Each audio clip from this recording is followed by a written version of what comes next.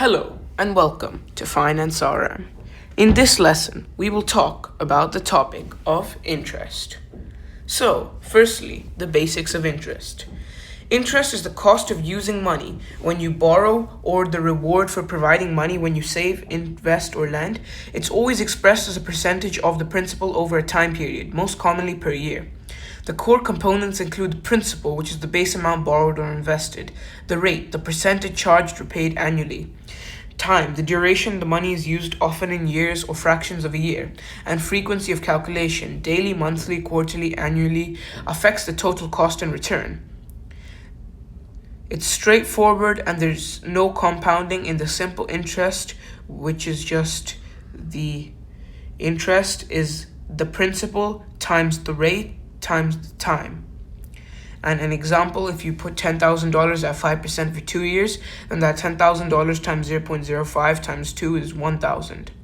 Whilst the compound interest formula is that the total thing, which is the compound interest, is the principal times the bracket 1 plus the rate divided by the net in value bracket times the net value and time, where the net value is compounding periods per year. Why interest exists? Opportunity cost. Lenders give up other uses for the money. Risk premium. Lenders charge more for borrowers with higher risk. And inflation compensation ensures money's future value is maintained. Next, moving on to the types of interest. Firstly, we have simple interest, which is only principal and is considered for calculation. It's mostly used in short-term loans, car loans, and some bonds. Then we have compound interest.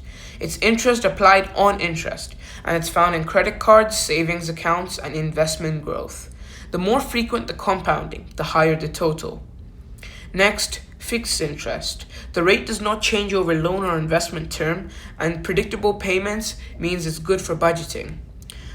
Then the variable interest. It changes based on a benchmark rate, example the central bank rate, and may be beneficial in falling and failing rate environments, but risky if rates rise. Then the nominal versus effective rates. The nominal rate is stated without considering compounding, whilst the effective rate is the real rate including the compounding, and it's always higher than the nominal unless compounding is annual. Then APR versus APY.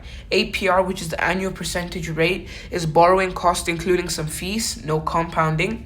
And the APY, which is the annual percentage yield, is true earning rate for savings, includes compounding.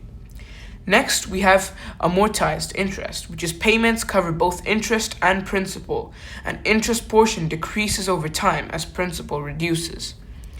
Then, lastly, we have pre-computed interest, which is calculated upfront and added to the total repayment, even if you repay early. Next, moving on to interest in borrowing. When you borrow, interest is the primary cost, but how and when it's charged can greatly affect total repayment. So, personal loans, which are often fixated interest, monthly installments. They're secured lower rates, and unsecured would mean higher rates. The rates range between 5 to 36% in the annual percentage rate. Next is mortgages. These have a fixed rate and is the same payment for the entire term, let's say 30 years, and there's an adjustable rate, which is the ARM, and starts low, adjusts periodically, and interest is amortized as early payments are monthly interest. Then we have credit card interest, which is daily compounding on unpaid balances. The annual percentage rate is often 50 to 30% plus, and the interest-free grace period only applies if balance is paid in full monthly. Overdrafts, which daily interest charged on overdrawn amount, fees and interest can make it expensive short-term debt. Payday loans are extremely high effective interest, often 300 to 500% annual percentage rate, and short terms, let's say 14 to 30 days, can create repayment traps. Loan structures affecting interest, the flat rate, which is the interest calculated on full principal for the entire term, and the reducing balance, which is interest calculated on remaining balance, which is cheaper for the long run. Now, moving on to interest in investing. Interest can work for you, turning your savings into passive income. We have savings accounts where interest rates are low but funds are safe. The daily compounding maximizes returns. An example, 10,000 years at a 3% annual percentage rate compounded daily earns slightly more than the annual compounding. Fixed deposits or certificates of deposits have lock-in periods for months to years, higher rates than savings accounts, and penalties for early withdrawal to reduce effective interest. Bonds, which have pay fixed coupon rates or floating interest tied to benchmarks, and higher risk bonds pay higher interest, such as junk bonds. Money market accounts, or MMA, have slightly higher interest than savings and may have minimum balancement requires for some of them. Peer-to-peer lending has higher returns of 6 to 12%, but higher risk of borrower default and requires diversification to manage risk. And treasury securities is interest when it's backed by the government, considered low risk, and rates vary based on term, short versus long term. Now, finally, moving on to strategies for interest management. For borrowers, try compare rates as small percentage differences can mean thousands saved.